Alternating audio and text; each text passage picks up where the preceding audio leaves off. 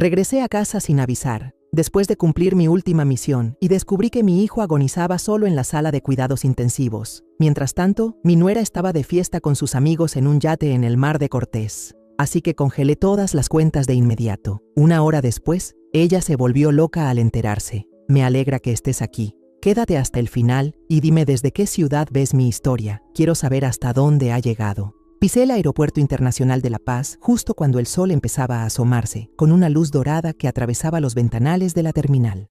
La vieja maleta militar, gastada en las esquinas, descansaba a mis pies como una compañera de viaje fiel durante más de 40 años. En mi muñeca, el reloj de bolsillo de mi padre vibraba suavemente cada vez que me movía, como recordándome la promesa que me hice en mi juventud: siempre volver a casa.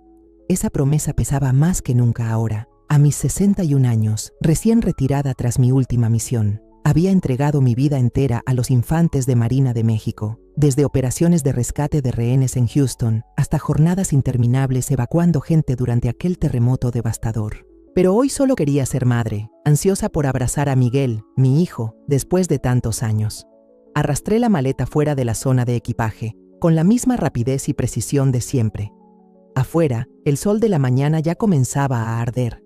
Alcé la mano para parar un taxi, subí y le dije al conductor: a la calle Las Palmas, número 420, por favor. Traté de mantener la voz serena, pero por dentro la emoción me golpeaba como las olas del mar cercano. Imaginaba a Miguel abriendo la puerta con una sonrisa radiante, sentándonos a la mesa y hablando de todo lo que me había perdido.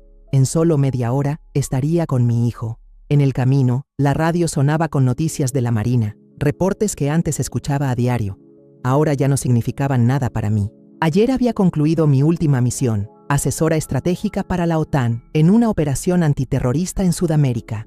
40 años de carrera, desde frenar el contrabando de armas en la frontera hasta noches en vela en la selva, quedaban atrás como recuerdos lejanos.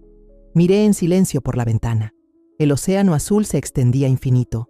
Las olas brillaban como queriendo arrastrarme de nuevo a esos días.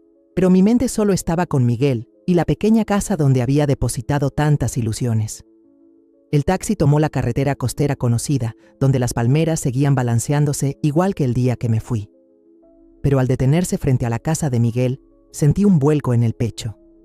La casa estaba oscura, las cortinas cerradas, ni una luz encendida. Subí el equipaje hasta el porche, una inquietud punzante creciendo en mi interior. Toqué el timbre. El sonido resonó en el silencio, sin respuesta. Golpeé la puerta, más fuerte, y otra vez. Nada. Un silencio extraño, como si la casa hubiera sido abandonada. Bajé al jardín y miré alrededor. El buzón estaba lleno de cartas, volantes arrugados se amontonaban en el camino, como si nadie hubiera limpiado en mucho tiempo. Mi corazón se aceleró. Un presentimiento oscuro me oprimía el pecho. Había enviado dinero puntualmente a Miguel y a Valeria, mi nuera, para mantener a la familia. Creía que todo iba bien, que mi hijo estaba viviendo sin problemas. Pero ahora, frente a esa casa fría, me preguntaba: ¿qué estaba pasando? Justo en ese momento vi a doña Teresa, la vecina de Miguel, regando flores al otro lado de la calle. Ella había vivido aquí desde que yo era una joven, siempre amable, y contando historias sobre los niños del barrio. Grité: ¡Doña Teresa! Ella levantó la cabeza, con los ojos bien abiertos de sorpresa. «¿Valentina? Dios mío, volviste. Pero, ¿no te has enterado de nada?» Me apresuré a cruzar, con las piernas casi temblando al oír su voz. ¿De qué? ¿Dónde está Miguel?, pregunté, intentando que la voz no se me quebrara. Doña Teresa dejó la regadera en el suelo, con la mirada llena de compasión. Miguel lleva 2 semanas en el Hospital San Rafael. La ambulancia vino a medianoche, vi claramente el logo en el vehículo. Se detuvo y continuó, en un tono más bajo. ¿Y Valeria? Mi hijo me dijo que vio una publicación suya en las redes. Está de fiesta en un yate en el Mar de Cortés. Me quedé paralizada, como si el mundo entero se hubiera derrumbado bajo mis pies. ¿Miguel en el hospital? 2 semanas? ¿Y Valeria, mi nuera, a quien confié el cuidado de mi hijo, de fiesta en un yate? Sentí que la sangre dejaba de correrme por las venas, el corazón latiendo con punzadas dolorosas. ¿Sabe dónde queda el Hospital San Rafael?, pregunté con voz ronca. Doña Teresa asintió y me indicó el camino. Sin pensarlo más, salí a la calle y levanté la mano para detener otro taxi. Al Hospital San Rafael, Lo más rápido que pueda, le dije al conductor, casi en tono de orden. Decenas de preguntas se agolpaban en mi mente. ¿Qué le había pasado a mi hijo para que necesitaran llevarlo de urgencia? ¿Y mi nuera? ¿Cómo podía estar celebrando una fiesta de lujo mientras mi hijo yacía enfermo en un hospital? Sentada en el taxi, sentía el corazón arderme en el pecho. Apreté con fuerza el reloj de bolsillo, tanto que los nudillos se me pusieron blancos. Miguel, mi hijo, el niño que corría tras de mí en la playa, que me abrazaba cada vez que volvía de mis largos viajes de trabajo, ahora estaba en un hospital. Y yo, la madre que había dedicado su vida a proteger al país, ni siquiera sabía que mi hijo me necesitaba. Me culpaba por los meses y años, enviando solo dinero, creyendo que eso bastaba para que él tuviera una buena vida. Pero ahora solo quería llegar junto a Miguel, verlo, saber que estaba vivo, que estaba bien. El taxi se detuvo frente a la entrada del Hospital San Rafael y el sol del mediodía me deslumbró. Pagué al conductor, arrastré mi maleta por la entrada y traté de controlar mi respiración para no ceder al pánico que amenazaba con desbordarme. El vestíbulo estaba abarrotado, con voces, pasos y el altavoz llamando a pacientes como una música caótica. Fui directo al mostrador de recepción, donde una joven enfermera revisaba expedientes.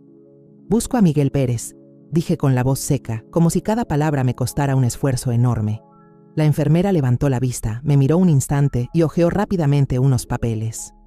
«Está en cuidados intensivos, 5º piso, habitación 512», respondió con un tono mecánico, como si fuera un aviso más de la rutina. No tuve tiempo de agradecerle y me lancé hacia el ascensor. «Por favor, sostenga la puerta», pedí al ver que estaba por cerrarse. Un hombre de mediana edad extendió la mano para detenerla y esperó a que entrara. En la cabina estrecha, el olor penetrante de desinfectante me golpeó y tuve que contener las ganas de vomitar. Cuando las puertas se abrieron en el 5º piso, el pasillo de la UCI se extendía frío y silencioso, solo roto por el pitido constante de los equipos médicos. Caminé rápido, mis viejas botas militares resonando con un golpeteo seco sobre el piso de baldosas. La puerta de la habitación 512 estaba entreabierta y una luz blanca se filtraba desde dentro, haciéndome dudar un segundo. La empujé despacio, como si temiera romper algo frágil. Miguel estaba ahí, en la cama blanca, rodeado de tubos y máquinas. Sus ojos cerrados, el rostro pálido, tan delgado que casi no lo reconocí. El respirador ajustado a su boca, cada respiración tan débil que yo contenía la mía para escucharla. Sentí el corazón oprimido. Ese no era mi Miguel. No era el niño que corría detrás de mí en la playa, ni el hombre que me abrazaba fuerte cada vez que volvía de un viaje de trabajo. Era solo una sombra, una versión destrozada de mi hijo. Un médico estaba en la esquina de la habitación, con una placa que decía Julián. Revisaba los indicadores en la pantalla, con la mirada concentrada pero fría. Se giró hacia mí y preguntó, ¿es usted familia del paciente?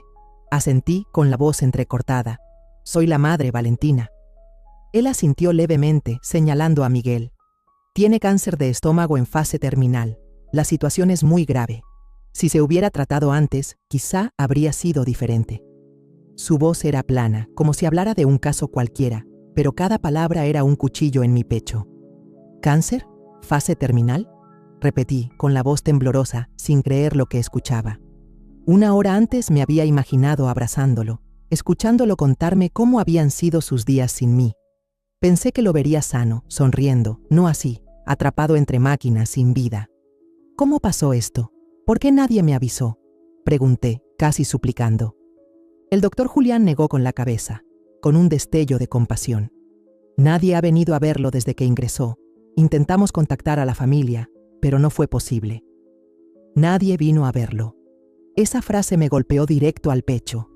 Valeria, mi nuera, en quien confié para cuidar de Miguel, ¿dónde estaba? Recordé las palabras de doña Teresa, la publicación en redes, el yate, las fiestas. La rabia me quemó, pero fue ahogada por el dolor. Me acerqué a la cama y tomé su mano fría. Su piel era fina como papel, con venas azules marcadas. Miguel, soy mamá, susurré, conteniendo las lágrimas. Ya estoy aquí, hijo. De pronto, sus labios se movieron, sus párpados temblaron y abrió los ojos. Estaban nublados, pero con un brillo familiar. ¿Mamá?, murmuró, tan débil que tuve que inclinarme para oírlo. Mamá, te amo. Antes de que terminara, La máquina de ritmo cardíaco emitió un pitido largo y agudo, cortando el aire. Me aferré a su mano. «Miguel, no, hijo», grité, pero el doctor Julián me apartó, llamando a las enfermeras. «Salga, déjenos trabajar», ordenó con firmeza. Me sacaron al pasillo. Miré por la ventana mientras las enfermeras corrían. Sonaban máquinas, voces urgentes, todo mezclado. Me cubrí el rostro, llorando sin control. «Por favor, no te lo lleves», repetía, como si eso pudiera retenerlo. Pero minutos después, el doctor Julián salió, se quitó los guantes y negó con la cabeza. «Lo siento mucho», dijo con voz grave. «Hicimos todo lo posible». Sentí que me vaciaba por dentro. Mis piernas cedieron y salí tambaleando de la UCI, sin atreverme a mirar la sábana blanca cubriendo su rostro. Miguel se había ido, justo cuando acababa de volver. No alcancé a decirle cuánto lo amaba, ni que lamentaba haberlo dejado solo. Me quedé en el pasillo, bajo una luz fría y blanca, sintiendo un vacío inmenso, como si el mundo entero se hubiera derrumbado. Saqué el teléfono, con las manos temblando, y marqué el número de Valeria. Del otro lado se escuchaba música fuerte, risas y voces, como si estuviera en medio de una fiesta. «¿Qué pasa?», respondió Valeria, con un tono seco, sin el menor interés. Respiré hondo, tratando de mantener la voz firme. «Miguel murió». Hubo unos segundos de silencio, y luego contestó, como si hablara del clima. «Ah, sí, estoy ocupada. Hablamos después». La llamada se cortó. Me quedé inmóvil. El teléfono resbaló de mi mano y cayó al suelo. Valeria no preguntó nada, no mostró tristeza. Estaba de fiesta, mientras mi hijo acababa de dar su último suspiro. Me di la vuelta y caminé hacia la salida del hospital. Afuera el sol seguía brillando, pero yo solo sentía frío, un frío que me calaba hasta los huesos. Había perdido a Miguel y ahora sabía que también había perdido la fe en la única persona que alguna vez llamé familia. Valeria, a quien creí que cuidaría de mi hijo, nos había traicionado de la forma más cruel. Salí por la puerta del Hospital San Rafael. La luz del mediodía me dio de lleno en la cara, pero lo único que sentí fue un vacío helado por dentro. Mis piernas pesaban, como si cada paso fuera un esfuerzo para no derrumbarme. No recuerdo cuánto caminé, solo que debía llegar a la oficina administrativa para hacer el trámite del acta de defunción de Miguel. La palabra defunción resonaba en mi cabeza como un martillazo, destrozando cualquier esperanza que pudiera quedar. Mi hijo, el niño al que crié y amé con todo mi corazón, ahora era solo un papel, un sello, un nombre en un archivo del hospital. En la oficina administrativa, una joven enfermera, con el cabello recogido en una coleta alta, me entregó una bolsa de plástico transparente. «Estas son las pertenencias del señor Pérez», dijo con voz suave, pero apurada por la rutina de un día de trabajo. Tomé la bolsa con las manos temblorosas y miré a través del plástico. Adentro estaba el reloj de Miguel, la cartera de cuero gastada que le regalé en su cumpleaños número 20 y su teléfono con la pantalla rayada. Abrí la cartera, buscando encontrar algo suyo, una huella de la vida que había vivido. Pero estaba vacía, solo quedaban sus documentos y una foto vieja, con las esquinas arrugadas. En la imagen, Miguel y yo estábamos en la playa. Él era apenas un niño, con una sonrisa radiante y un papalote rojo en la mano. Apreté la foto contra mí, como si al soltarla, los recuerdos de mi hijo se desvanecieran también. Pedí al médico que me entregara todo el historial clínico de Miguel. Otro doctor, no el doctor Julián, entró con un grueso expediente en la mano. «Aquí está todo el historial», dijo, dejando el montón de papeles sobre la mesa. Fui pasando las páginas, fechas de ingreso, análisis y el diagnóstico final. Cáncer gástrico en etapa terminal con metástasis. Me detuve, la vista nublada al leer esa línea. El médico a mi lado bajó la voz. Si lo hubieran traído unos meses antes, quizá habría vivido 1 o 2 años más, pero cuando ingresó, su estado ya era demasiado grave. Asentí sin poder hablar, sintiendo que el pecho se me apretaba. 1 o 2 años. Si hubiera estado en casa, si me hubiera fijado más en él, si no hubiera dejado que Valeria se encargara de todo, ¿habría tenido Miguel una oportunidad? «¿Quién es la persona de contacto principal?», pregunté con voz ronca. La enfermera de guardia que estaba cerca revisó su libreta y respondió: «Valeria López». «Hemos llamado varias veces, enviado mensajes, pero no hemos podido contactarla». Me quedé helada, como si me hubieran dado una bofetada. Valeria, la misma a la que yo le enviaba dinero cada mes, en quien confiaba para cuidar de Miguel, no apareció. No solo había abandonado a mi hijo, sino que ni siquiera respondió al hospital cuando intentaron comunicarse. Cerré los puños, clavando las uñas en la palma hasta sentir un ardor. En ese momento, el teléfono de Miguel vibró dentro de una bolsa de plástico. La pantalla se iluminó con el nombre Valeria. Me quedé mirando ese nombre, con el corazón latiendo a 1000 por hora. Parte de mí quería contestar, gritarle, preguntarle cómo podía ser tan cruel. Pero no lo hice. No podía enfrentarme a su voz fría, no después de todo lo que había pasado. Dejé que el teléfono sonara hasta que la pantalla se apagó, luego guardé la bolsa en mi bolso y salí de la oficina administrativa. Fui a la morgue donde habían llevado a Miguel para prepararlo para el funeral. El empleado me entregó un documento pidiéndome que lo firmara para trasladarlo a la funeraria militar. Tomé la pluma, pero mi mano temblaba tanto que la firma quedó en garabatos. ¿Está bien?, preguntó el hombre, mirándome con preocupación. Asentí, pero sabía que no lo estaba. ¿Cómo podría estarlo si acababa de perder a mi único hijo? Terminé de firmar, me levanté y salí de la morgue, sintiendo que cada paso arrastraba una piedra enorme. Al salir del hospital, por fin dejé que las lágrimas cayeran. Me quedé de pie junto a la acera, el sol quemando mis hombros, pero no sentía nada más que dolor. Dolor por Miguel, por haber soportado solo sus últimos días, sin su madre al lado, sin nadie que le tomara la mano. Me culpaba, por los años que pasé absorbida en el trabajo, en mis misiones por el mundo. Pensé que enviar dinero era suficiente, que Valeria cuidaría de él, pero me equivoqué. El mayor error de mi vida fue dejar a mi hijo en manos de alguien como ella. En medio del dolor y el remordimiento, la imagen de Valeria volvió a aparecer, nítida y cruel. Recordé su voz cortante al teléfono, la música a todo volumen, las risas en un yate. Se gastó mi dinero, el que yo enviaba para cuidar de Miguel, en darse lujos mientras mi hijo luchaba contra la muerte. No solo lo abandonó, sino que fue indiferente al saber que había muerto. Esa crueldad era como un cuchillo afilado, cortándome por dentro, llenándome de dolor y rabia. Quería gritar, enfrentarla, preguntarle por qué trató así a Miguel, pero sabía que aún no era el momento. Tenía que mantener la calma y hacer lo mejor para mi hijo, aunque él ya no estuviera aquí. Saqué el teléfono y marqué el número del teniente coronel Javier Ortega, un viejo amigo del ejército que ahora trabajaba en la Agencia de Administración Financiera Militar. «Javier, necesito verte. Hoy mismo», dije con firmeza, aunque las lágrimas seguían corriendo por mis mejillas. «Valentina, ¿qué pasa? ¿Estás bien?», preguntó con preocupación. «Te lo contaré cuando nos veamos. Por favor, consígueme una cita urgente». Javier aceptó de inmediato y me pidió que fuera a su oficina al final de la tarde. Colgué, sintiendo que acababa de encontrar un pequeño punto de apoyo en medio de la tormenta que me envolvía. Tomé un taxi y volví a la casa de Miguel, en el número 420 de la calle Las Palmas. Sentada en el asiento, apreté con fuerza el reloj de bolsillo de mi padre, el mismo que he llevado conmigo durante 40 años. Era el símbolo de la promesa de volver a casa, pero ahora sabía que había vuelto demasiado tarde.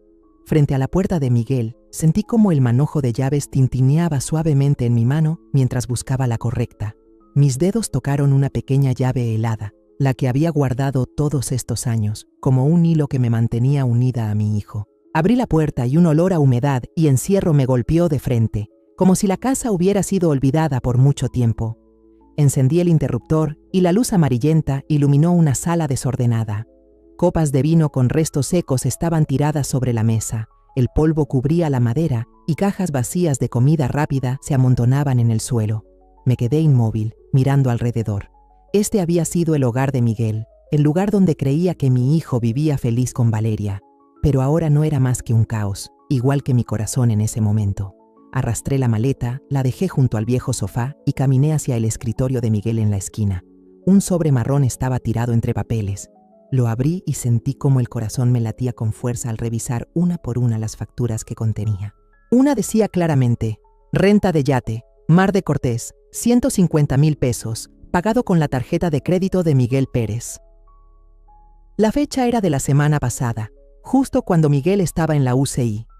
Pasé a la siguiente y la sangre me hirvió. Joyería Cartier, 195,000 pesos, fecha de hace 3 días. Apreté el papel con tanta fuerza que las uñas se clavaron en mi palma. Valeria había usado el dinero de mi hijo, el dinero que yo envié para cuidarlo, para rentar un yate y comprar joyas, mientras Miguel luchaba por su vida. Saqué el teléfono, fotografié cada factura, cada cifra, cada fecha, y las guardé cuidadosamente en una carpeta aparte. Cada clic era como una puñalada en el pecho, pero no podía detenerme. Necesitaba pruebas, necesitaba la verdad para enfrentar a Valeria. Abrí la aplicación de videollamadas y marqué su número. La pantalla se iluminó y apareció Valeria, de pie en la cubierta de un yate, con el mar azul intenso de fondo y sus amigos riendo a carcajadas. Llevaba un vestido de seda con un enorme logo de Chanel en el pecho, gafas de sol caras y un cóctel en la mano. Esa imagen fue como una bofetada en mi cara. ¿Qué pasa?, preguntó Valeria, con un tono distraído, como si yo la estuviera molestando. Respiré hondo y mantuve la voz lo más calmada posible, aunque por dentro ardía. ¿Sabes que Miguel ha muerto y sigues tan tranquila? El rostro de Valeria se congeló unos segundos, sus labios se apretaron y luego se encogió de hombros. Ya lo sé, pero estaba enfermo desde hace tiempo, no había nada que pudiera hacer. Morir era solo cuestión de tiempo. Lo dijo con suavidad, como si hablara de algo sin importancia, no de la muerte de su esposo, de mi hijo. Sentí la sangre hervir en mis venas, como si todo mi cuerpo ardiera. ¿Crees que no sé en qué se ha ido el dinero que envié para cuidar a Miguel?, dije con voz fría como el hielo. Yates, joyas, fiestas, lo vi todo en los extractos, Valeria. Ella arqueó una ceja y esbozó una sonrisa burlona. Ese dinero también es mío. Somos familia, ¿o no? Esa frase fue como la estocada final. ¿Familia? ¿Se atrevía a llamar familia a esto, después de dejar que Miguel muriera solo en un hospital? La miré fijamente a la pantalla y dije con voz de acero: esta es la última fiesta que pagas con mi dinero. Colgué el teléfono sin darle a Valeria oportunidad de decir nada más. Me temblaban las manos, pero no era de miedo, sino por la rabia que me quemaba por dentro. No podía dejar que ella siguiera. No podía permitir que su crueldad pasara como si nada. Marqué el número del teniente coronel Javier Ortega, un viejo amigo del ejército que ahora trabajaba en la Agencia de Administración Financiera Militar. Javier, necesito tu ayuda, dije en cuanto contestó. Valentina, ¿estás bien? ¿Qué está pasando? Su voz sonaba preocupada, pero yo no tenía tiempo para explicarle todo. Voy a tu oficina ahora mismo. Por favor, ten listos los documentos. Una hora después ya estaba sentada en la oficina de Javier, una habitación pequeña con olor a madera vieja y café. Puse sobre la mesa un fajo de facturas, junto con el poder financiero que Miguel me había firmado antes de mi última misión. Valeria gastó el dinero de Miguel, el dinero que envié para cuidar a mi hijo, en estas cosas, dije, empujando los documentos hacia Javier. Él los revisó hoja por hoja, frunciendo el ceño. ¿Qué quieres que haga?, preguntó. Congela la cuenta de Miguel, ahora mismo. Anula todas las tarjetas de crédito vinculadas y transfiere el saldo restante a mi cuenta. Javier asintió, sin hacer más preguntas. Él me conocía, sabía cómo actuaba cuando las cosas llegaban demasiado lejos. En apenas 20 minutos, terminó todos los trámites. Listo, dijo, entregándome un comprobante. La cuenta está bloqueada, las tarjetas de crédito anuladas y el saldo transferido a tu nombre. Asentí, sintiendo que me quitaba un peso de encima, aunque el dolor seguía ahí, afilado y constante. Al salir de la oficina, el teléfono empezó a vibrar sin parar. Valeria llamaba una y otra vez. No contesté, pero los mensajes de texto y de voz empezaron a llegar. Primero, su voz llena de ira. ¿Qué demonios hiciste con la cuenta? ¿Crees que tienes derecho a arruinarme la vida? Luego su tono bajó, sonando suplicante. Valentina, podemos hablar. No quise hacer daño. Solo necesitaba el dinero para salir adelante. Por favor, reabre la cuenta. Ábrela sin tú. Escuché cada mensaje, cada palabra, pero no sentí ni una pizca de compasión. Valeria no pidió perdón por haber abandonado a Miguel, ni mencionó a mi hijo. Solo pensaba en sí misma. Apreté en mi mano el reloj de bolsillo de mi padre. El metal helado me recordaba que debía mantenerme firme. Salí a la calle, el sol de la paz seguía igual de brillante, pero dentro de mí había una tormenta. Regresé a la casa de Miguel, decidida a encontrar más pruebas, cualquier cosa que pudiera desenmascarar a Valeria. En mi mente seguía viendo a Miguel en la cama del hospital, su mano fría y escuchando su voz débil. Mamá, te quiero. No podía permitir que se fuera en vano. Valeria tendría que pagar, no solo por el dinero, sino por la crueldad que le robó a mi hijo sus últimos días. Él pudo haber vivido un poco más. Pude haberlo abrazado de nuevo, escucharlo hablarme con una voz más fuerte, No tener que recibir su cuerpo el mismo día que salí del servicio, cuando aún tenía el corazón lleno de esperanza. Empujé la puerta y entré en la casa de Miguel, que ahora era solo una cáscara fría de lo que alguna vez fue. Puse la bolsa de plástico con las pertenencias de mi hijo sobre la mesa del comedor. La luz tenue iluminaba su reloj de pulsera y su vieja billetera de cuero, recordándome la cruel realidad. Miguel ya no estaba. Moví una silla, me senté y abrí la vieja computadora portátil militar que había llevado conmigo todos esos años de servicio. La pantalla se encendió, proyectando una luz azul y fría sobre mi rostro. Respiré hondo, intentando que mi mente no se hundiera en el dolor que me gritaba por dentro. No era momento de derrumbarse. Necesitaba actuar. Necesitaba proteger lo que quedaba de mi hijo. Ingresé a la cuenta bancaria militar usando la autorización financiera de emergencia que Miguel me firmó antes de que saliera a mi última misión. En la pantalla apareció la confirmación de la orden de congelar la cuenta, enviada por Javier Ortega. Revisé cada detalle, asegurándome de que no hubiera ningún hueco por donde Valeria pudiera tocar el dinero de Miguel. Activé también las alertas. Cualquier intento de retiro sería notificado de inmediato a mi teléfono. Al terminar, sentí un pequeño alivio, como si acabara de levantar un muro de acero entre Valeria y lo que le pertenece a mi hijo. Luego entré a los estados de cuenta de los últimos 3 meses. Los números aparecían fríos y claros, como una acusación sin palabras. Una serie de gastos lujosos. 80,000 pesos por una fiesta en un yate en el Mar de Cortés. 45,000 pesos por una cena en un restaurante de lujo en Los Cabos. 120,000 pesos en una tienda de moda en La Paz. Fui pasando cada transacción, y cada cifra era como una puñalada al corazón. Ese dinero era mi sudor y mis lágrimas, los meses que pasé jugándome la vida en el campo de batalla, pensando que estaba pagando por el bienestar de Miguel, pero en realidad solo alimentaba la vanidad de Valeria, mientras mi hijo estaba en el hospital, solo, sin nadie que lo cuidara. Tomé capturas de cada transacción. Las guardé con cuidado en un disco duro externo y en una memoria USB pequeña que siempre llevo conmigo. Cada clic era una afirmación. No voy a dejar que Valeria se salga con la suya. Haré que pague por cada peso gastado, por cada día que dejó solo a Miguel. Pero justo cuando guardaba el último archivo, el teléfono vibró. En la pantalla aparecía el número de un banco comercial. Una voz femenina, educada, dijo: «Señora Valentina, hemos recibido una solicitud para retirar dinero de un préstamo a nombre conjunto de la señora Valeria López y el señor Miguel Pérez. ¿Usted autoriza?» Apreté el teléfono y respondí con voz firme: «No, no autorizo. Por favor, bloqueen el expediente de crédito de inmediato». La empleada dudó un momento y luego confirmó: «De acuerdo, lo haremos de inmediato. ¿Desea dejar alguna instrucción adicional?» «No hace falta», respondí y colgué. Me quedé sentada en la sala, en silencio, escuchando solo el crujido del ventilador de techo.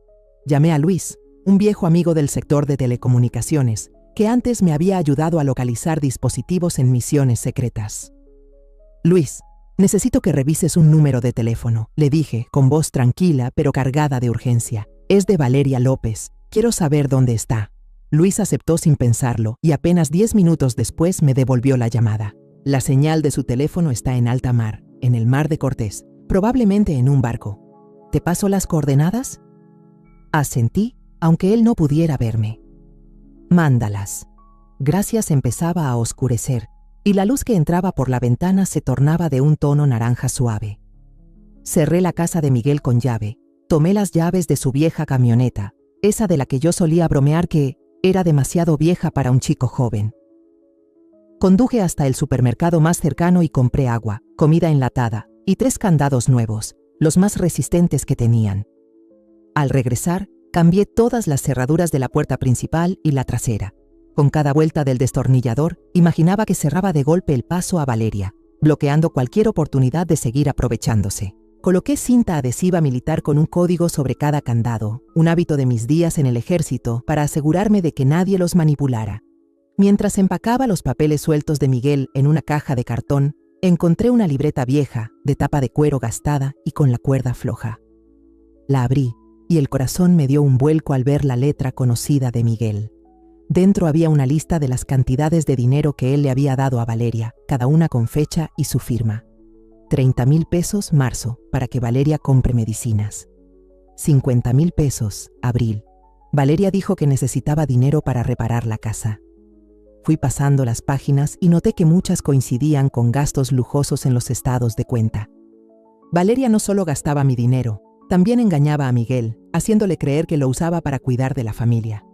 Me dejé caer en la silla, con la libreta en las manos, sintiendo que acababa de encontrar la última pieza del rompecabezas. No era solo una prueba, era el relato de mi propio hijo, una historia de traición que nunca alcanzó a contar. Pasé la mano por la hoja y las lágrimas me rodaron por las mejillas. Miguel, lo siento, susurré. No sabía lo que habías tenido que soportar. Pero en medio de ese dolor sentí una nueva determinación. Esa libreta era un eslabón clave, algo que obligaría a Valeria a enfrentar su culpa. Me levanté, guardé la libreta en la caja junto con los demás papeles y miré alrededor de la casa. Todo seguía teniendo la huella de Miguel. El sillón donde le gustaba leer, la foto pequeña de los dos sobre la repisa y el olor a madera vieja del piso que él limpiaba cada fin de semana. No podía permitir que Valeria entrara aquí, que tocara lo que pertenecía a mi hijo nunca más. Apreté el reloj de bolsillo de mi padre, que me había acompañado tantos años, y me dije: «Esto no ha terminado, Miguel. Voy a protegerte, aunque ya no estés».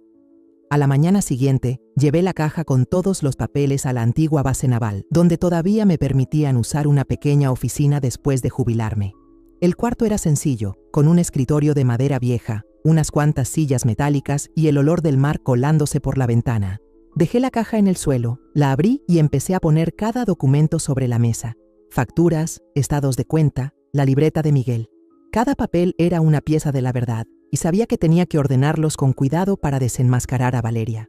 Me senté, respiré hondo y contuve el dolor que subía por mi pecho. Hoy no era día para llorar. Hoy necesitaba la precisión de una teniente coronel de infantería de marina, no el corazón roto de una madre. Comencé a comparar cada gasto, cada línea de la libreta de Miguel, con los movimientos en los estados de cuenta. Poco a poco apareció un patrón, claro y cruel como una sentencia. Había cantidades que Miguel le había dado en efectivo a Valeria, del dinero que yo enviaba, para medicinas o arreglar la casa. Pero, al mismo tiempo, Valeria retiraba montos similares de la cuenta de mi hijo. Una vez, Miguel escribió: 50,000 pesos mayo para que Valeria pague gastos de hospital. Pero el estado de cuenta mostraba que ese mismo día se retiraron 50,000 pesos para pagar en un spa de lujo en Los Cabos. Apreté el bolígrafo en la mano, con las uñas clavadas en la palma hasta sentir ardor. Valeria no solo tomó mi dinero, también engañó a Miguel, haciéndole creer que cuidaba de la familia, mientras solo alimentaba su vida de lujos. En especial, encontré una serie de transacciones grandes hechas justo después de que Miguel fuera hospitalizado. Una factura llamó mi atención: 100,000 pesos por organizar la fiesta de cumpleaños de una amiga de Valeria, con la nota: fiesta en yate, incluye DJ y barra libre. La fecha coincidía con el día que Miguel fue ingresado en cuidados intensivos. Me quedé mirando ese número, sintiendo que la sangre me hervía. Mientras mi hijo estaba ahí, débil, luchando por cada respiración, Valeria estaba de fiesta, riendo y gastando como si nada pasara. El dolor y la rabia se mezclaban, dándome ganas de gritar, pero me contuve. Necesitaba pruebas, necesitaba que todo fuera perfecto para que ella no pudiera negarlo. Tomé el escáner militar del rincón de la habitación y pasé cada hoja: facturas, estados de cuenta y hasta las notas escritas a mano de Miguel en su cuaderno. Guardé 3 copias, una en el disco interno de la base, otra en un disco externo y otra en un servicio de almacenamiento en la nube cifrado que solía usar para documentos clasificados. Cada vez que apretaba el botón de guardar, sentía que ponía otro ladrillo en el muro de justicia para Miguel. Cuando terminé, me volví hacia el teléfono de mi hijo, que todavía estaba en la bolsa de plástico del hospital. La carpeta de mensajes estaba borrada, pero no me rendí. Abrí otras aplicaciones de mensajería y, por suerte, logré recuperar algunas conversaciones. En un grupo de chat, Valeria mandó la foto de una bolsa Louis Vuitton junto al mensaje: acabo de comprarme esta, con dinero de Miguel. Ese tipo no va a vivir mucho más, ni modo. Lo leí una y otra vez, y cada palabra era como un cuchillo en el corazón. Valeria no solo lo estaba aprovechando, sino que veía la muerte de mi hijo como una oportunidad. Seguí revisando el correo de Miguel, usando la contraseña que él usaba en nuestras cuentas compartidas. Por suerte, pude entrar. En la carpeta de enviados, encontré un correo de reserva para un crucero, enviado desde la cuenta de Miguel a una empresa de eventos. La nota me dejó helada. Usa la tarjeta de Valentina. Ella no va a salir de la base por mucho tiempo, y si vuelve, tendrá que avisar. Me dejé caer en la silla, con la cabeza entre las manos. Valeria no solo le quitaba dinero, también planeaba todo sabiendo que yo estaba lejos y no podía supervisar nada. Había aprovechado mi ausencia y la confianza de Miguel para montarse una vida de lujos sobre el dolor de mi hijo. Ese mediodía llevé toda la información a la oficina de Javier Ortega. «Valentina, ¿qué conseguiste?», me preguntó con seriedad. Puse la caja sobre la mesa y saqué los documentos y los discos. Aquí está todo: facturas, estados de cuenta, mensajes, correos. Valeria sacó dinero de la cuenta de Miguel para gastarlo, incluso cuando él estaba en el hospital. Javier revisó algunos papeles y asintió. «Esto es suficiente y legal para usar como prueba financiera. ¿Quieres ir más allá?». Asentí con la voz firme. «Quiero que pague, Javier, no solo por el dinero, sino por lo que le hizo a Miguel». Me puso una mano en el hombro, con una mirada llena de empatía. «Te voy a guiar para presentar esto en el juzgado, pero vas a necesitar un buen abogado». Antes de salir de la base, llamé a Armando Ruiz, un abogado que Javier me recomendó, especialista en casos de abuso financiero familiar. «Señora Valentina, puedo verla mañana por la mañana», dijo Armando por teléfono, con una voz grave y segura. «Traiga todas las pruebas, las revisaremos con cuidado». Acepté, sintiendo que por fin encontraba un aliado en esta lucha. «Gracias», respondí, y colgué. Me sentía un poco más ligera, aunque el dolor seguía ahí, clavado. Esa noche volví a la casa de Miguel. Cerré con llave. El viento del mar golpeaba fuerte en la ventana, trayendo el sonido de las olas, pero dentro de mí había un silencio filoso. Me senté en la sala, puse todos los documentos sellados sobre la mesa. Al lado estaba el reloj de bolsillo de mi padre, con la luz de la lámpara reflejándose en su cristal desgastado. Lo acaricié suavemente y susurré: «Miguel, mamá no va a dejar que te vayas en vano». En mi mente, cada paso siguiente estaba claro. Valeria se equivocó al pensar que yo la dejaría tranquila. Estaba lista, no solo por justicia, sino por el amor a mi hijo, algo que nadie, ni siquiera ella, podía quitarme. Temprano en la mañana, caminé hacia el centro de La Paz, donde la oficina de Armando Ruiz estaba discreta entre edificios bajos. El aire fresco de la mañana contrastaba con el peso en mi pecho, que cargaba tanto la pérdida de Miguel como la rabia hacia Valeria. Con la caja de expedientes bien sujeta bajo el brazo, empujé la puerta. La oficina era pequeña y ordenada, con olor a papel viejo y tinta. Sobre un escritorio de madera había una pila de expedientes bien alineados, un lápiz rojo y una taza de café humeante. Armando, un hombre de unos 40 años, se levantó para recibirme. Me dio la mano con firmeza, con una mirada aguda que parecía ver a través de mi dolor. «Señora Valentina, siéntese», dijo con voz grave pero cálida, señalando la silla frente a su escritorio. Puse la caja de cartón sobre la mesa y saqué 3 carpetas organizadas con cuidado. Estados de cuenta bancarios, facturas, comprobantes y datos del teléfono y el correo electrónico de Miguel. «Esto es todo lo que tengo», dije con voz seca, tratando de mantener la calma aunque el corazón me dolía cada vez que pensaba en mi hijo. Armando asintió, abrió la primera carpeta y hojeó rápidamente cada página. Sus ojos recorrían las cifras, las facturas y los mensajes crueles de Valeria. De vez en cuando se detenía, anotaba con un lápiz rojo y murmuraba: «Transacción ilegal, evidencia clara de abandono». Me quedé allí, observándolo trabajar, sintiendo que estaba poniendo una parte de mi alma en manos de un extraño, con la esperanza de que me ayudara a conseguir justicia para Miguel. Levantó la vista y empujó sus gafas. «¿Tiene el poder notarial financiero? ¿Lo trajo?». Asentí y saqué de mi bolso el original con la firma de Miguel, notariado en la oficina legal militar antes de que yo partiera a mi última misión. Armando lo examinó con cuidado y asintió con satisfacción. «Bien, esta es la llave para que podamos controlar sus bienes». Continuó revisando el expediente. Se detuvo en la factura de alquiler del yate y en los mensajes de Valeria sobre el bolso Louis Vuitton. «Señora Valentina, he visto muchos casos de abuso financiero, pero este…», negó con la cabeza, con un destello de indignación en la mirada. «Ella no solo gasta dinero, también aprovecha intencionalmente la condición de su hijo. Esto es un acto deliberado». Después de casi una hora revisando, Armando cerró los expedientes y me miró directo a los ojos.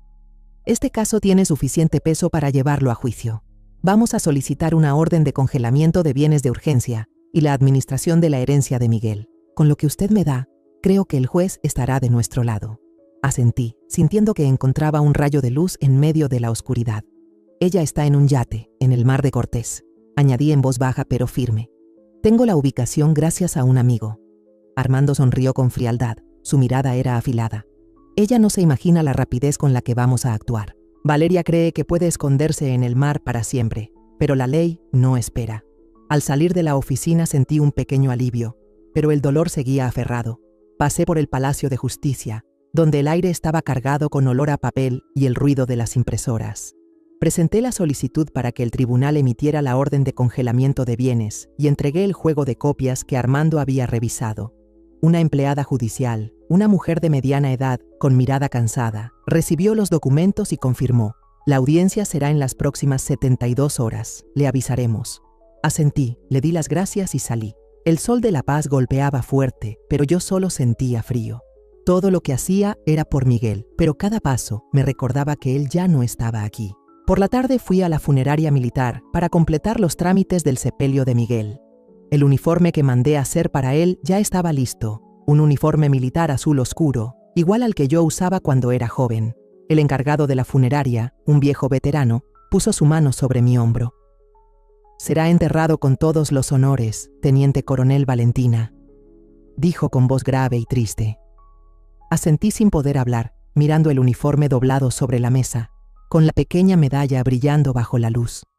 Imaginé a Miguel con esa ropa, pero la imagen solo hizo que el corazón me doliera más. Mi hijo debería estar vivo, sonriendo, a mi lado.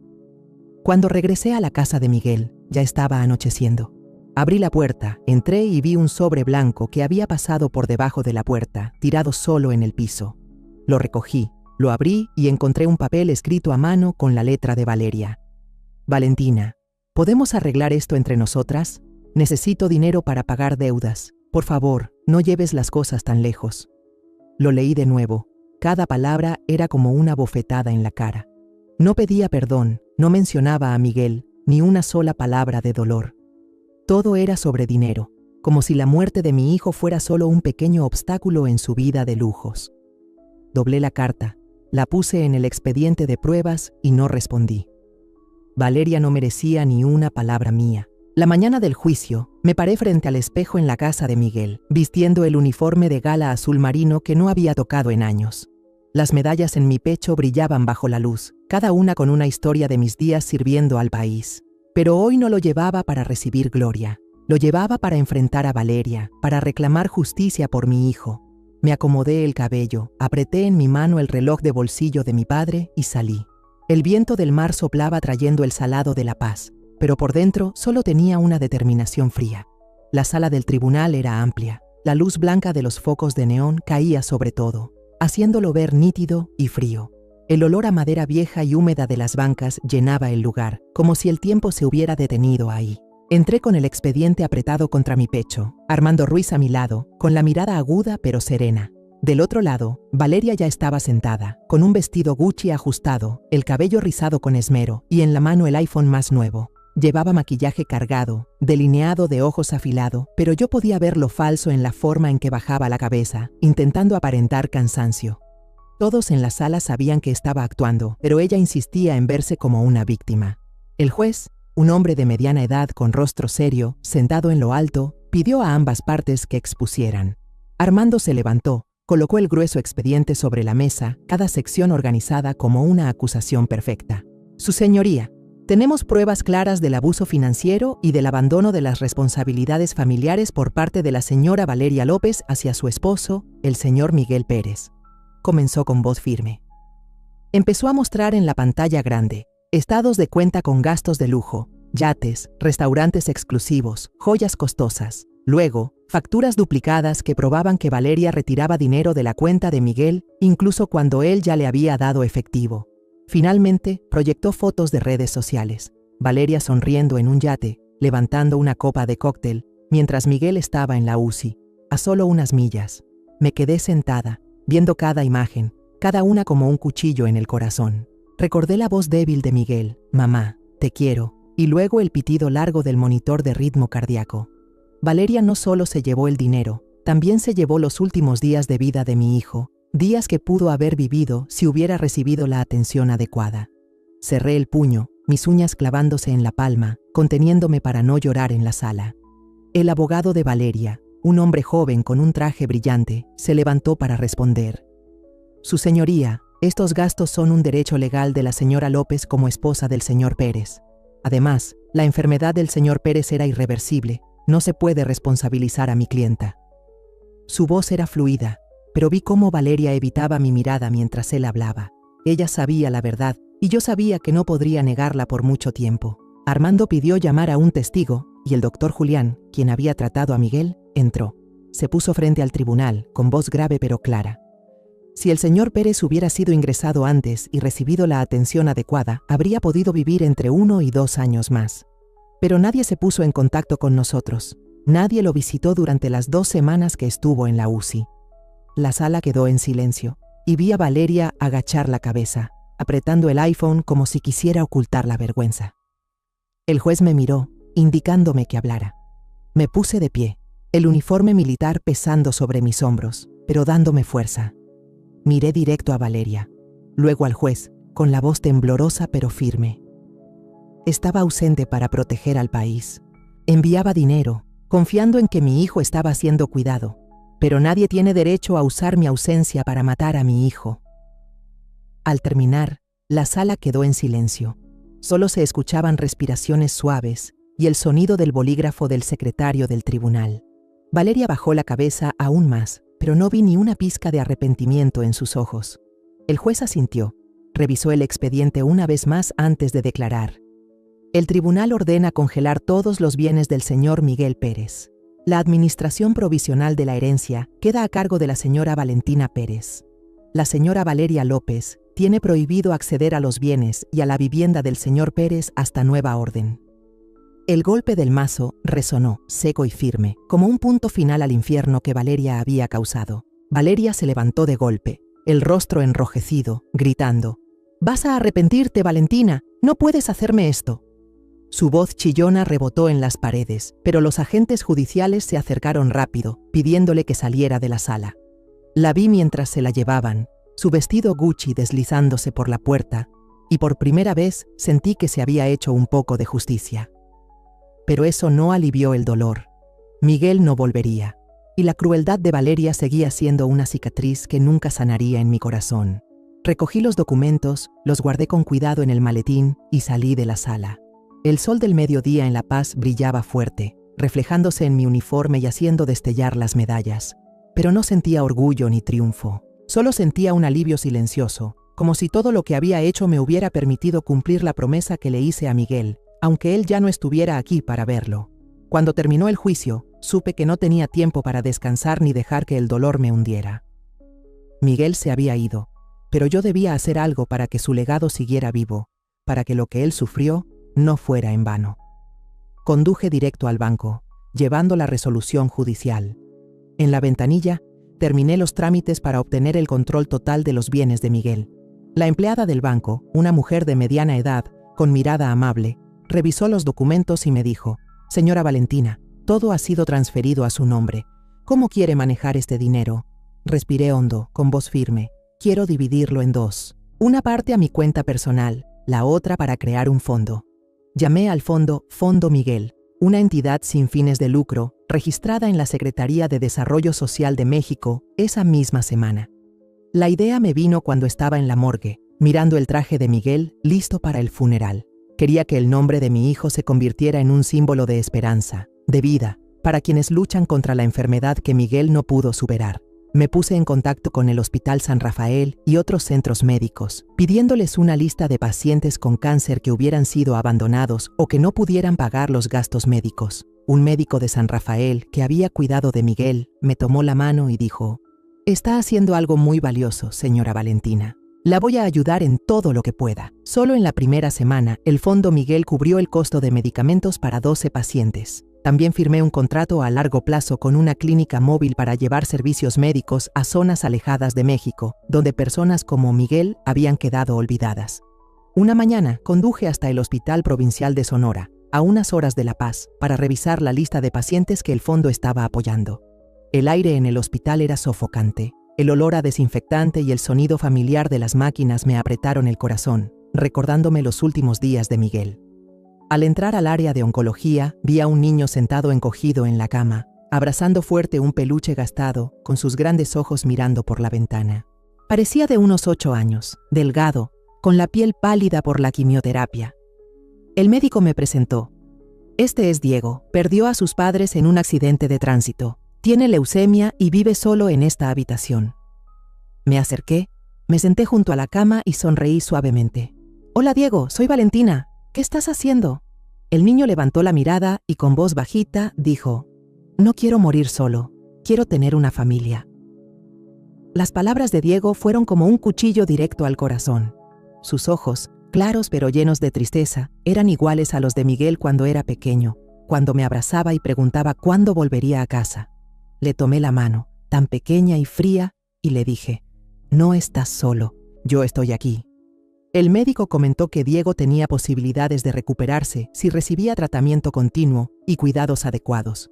Sin dudar, decidí usar el Fondo Miguel para cubrir todos sus gastos médicos y contratar a una enfermera particular para que lo cuidara bien. Unas semanas después volví al hospital de Sonora, llevando una bolsa de naranjas frescas y un libro infantil que pensé que le gustaría. Diego estaba mejor, aunque había perdido casi todo el cabello por la quimioterapia. Sus ojos brillaban y por primera vez lo vi sonreír, una sonrisa inocente que me calentó el alma. Me senté a su lado y le conté sobre los días en que remaba por el mar de Cortés, sobre las olas grandes y los atardeceres encendidos. Diego escuchaba atento, acariciando su peluche. «Señora Valentina, ¿alguna vez tuvo miedo en el mar?», preguntó con curiosidad. Sonreí y le acaricié la cabeza.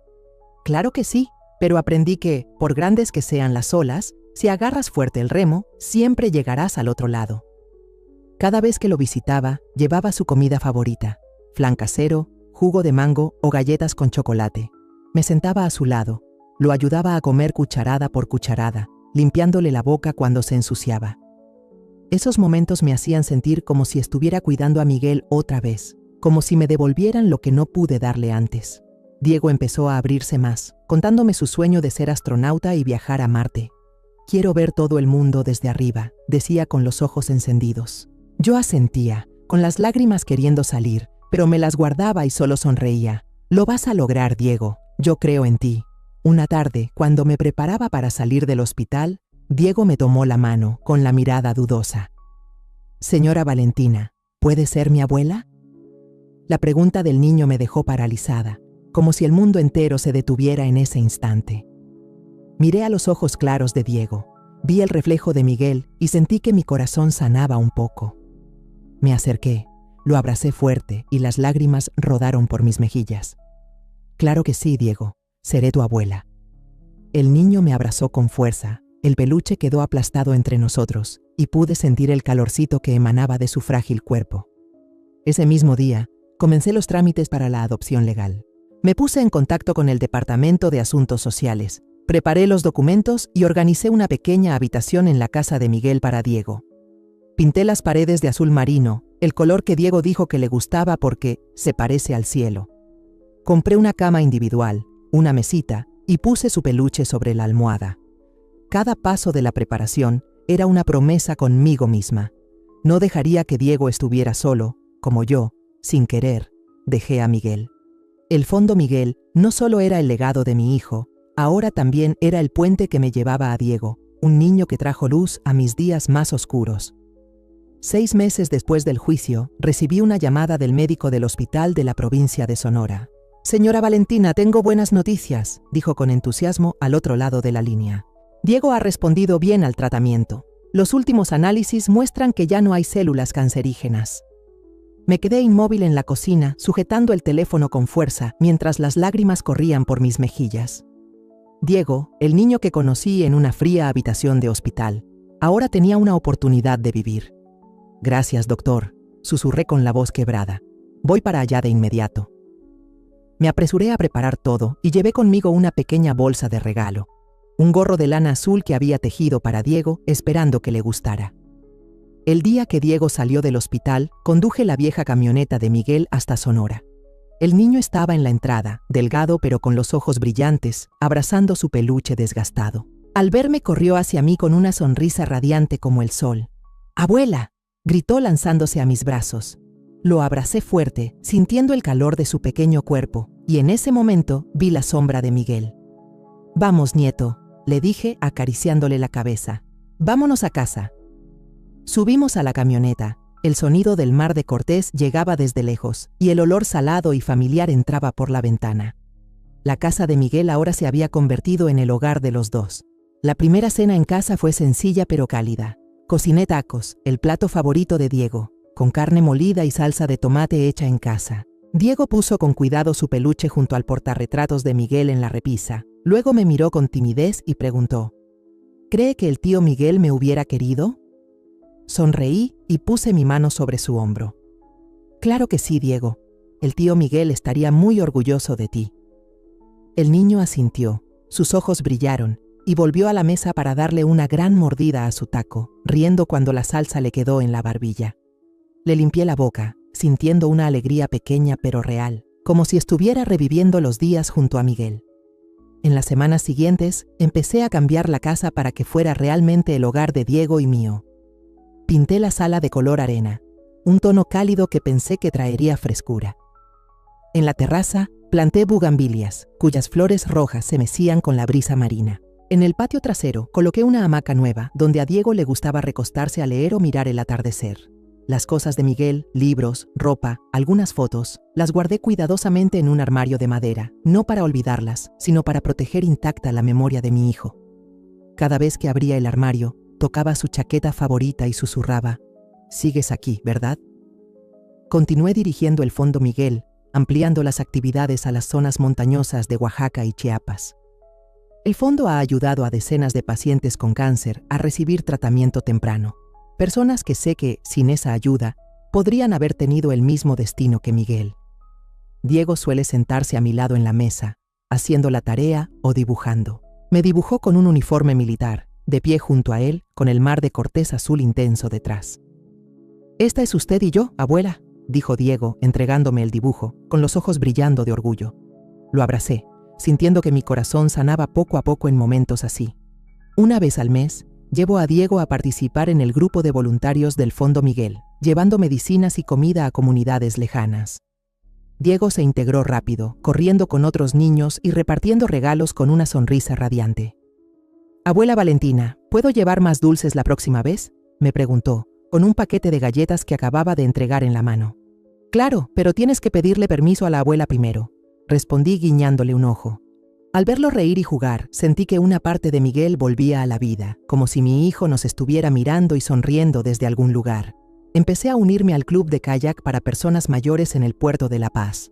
Cada mañana temprano, remaba sobre pequeñas olas, sintiendo el agua fresca tocarme las manos, recordando los días de entrenamiento en el mar. Pero ahora remaba por gusto, por la paz que pensé que nunca volvería a encontrar. A veces Diego se sentaba en la orilla, agitándome la mano y gritando: «¡Rema más rápido, abuela! ¡Un pez te está siguiendo!». Yo reía a carcajadas, sintiendo mi corazón más liviano cada día. Todas las tardes, Diego y yo íbamos al pequeño huerto detrás de la casa. Él sembraba tomates y yo cultivaba hierbas aromáticas. La primera temporada cosechamos una canasta llena, y esa noche, Diego me ayudó a cocinar pasta con salsa de tomate fresco. «Está más rico que los tacos, abuela», exclamó con la boca llena de salsa. Sonreí, acariciándole la cabeza, sintiendo una felicidad sencilla que nunca pensé que volvería a sentir. De vez en cuando, el abogado Armando llamaba para avisarme que Valeria seguía intentando demandar o reclamar bienes. «Acaba de presentar otra solicitud, pero el juez la rechazó», dijo Armando con voz tranquila. «No se preocupe, todo está bajo control». Asentí al teléfono, sin responder a ninguno de los mensajes de Valeria. Ella ya no era parte de mi vida, y no quería gastar ni un segundo pensando en ella. Una mañana, Diego llegó corriendo desde la escuela con un diploma de mejor alumno en la mano y una sonrisa radiante como el sol. «Abuela Valentina, saqué la nota más alta de la clase», me dijo, saltando por el jardín. Yo estaba sentada en mi silla de madera de siempre, sosteniendo el reloj de bolsillo de mi padre, con la luz reflejándose en el cristal ya gastado. «Muy bien, Diego», le dije, abrazándolo. Al verlo correr y reír, con su risa inocente mezclándose con el sonido de las olas, supe que Miguel seguía aquí. en cada latido de esta nueva vida que estoy protegiendo. Ese mismo día, colgué una foto nueva en la pared, justo al lado de la que tengo con Miguel. Diego y yo en la orilla del Mar de Cortés, en el mismo lugar donde Miguel jugaba de niño. Pegué una nota al lado que decía: Miguel siempre está con nosotros. Me hice hacia atrás, miré las dos fotos, y por primera vez en muchos años, sentí que realmente había vuelto a casa. No a una casa hecha solo de ladrillo y madera, sino a un hogar de amor, de esperanza, el que Diego y yo estamos construyendo juntos, y donde Miguel vivirá para siempre en nuestros corazones. La historia que contamos es ficticia, pero está basada en algunos hechos reales. Los nombres y lugares han sido cambiados para proteger la identidad de quienes estuvieron involucrados. No contamos esto para juzgar, sino con la esperanza de que alguien escuche y se detenga a pensar: ¿cuántas madres están sufriendo en silencio dentro de su propia casa? Siento verdadera curiosidad. Si fueras tú, en mi lugar, ¿qué harías? ¿Elegirías callar para mantener la paz o te atreverías a enfrentarlo todo para recuperar tu voz? Quiero saber lo que piensas, porque cada historia es una vela que puede iluminar el camino de alguien más. Dios siempre bendice, y yo creo firmemente que el valor nos lleva a días mejores. Mientras tanto, en la pantalla final te dejo 2 de las historias más queridas del canal. Te aseguro que te sorprenderán. Gracias por haberte quedado hasta aquí.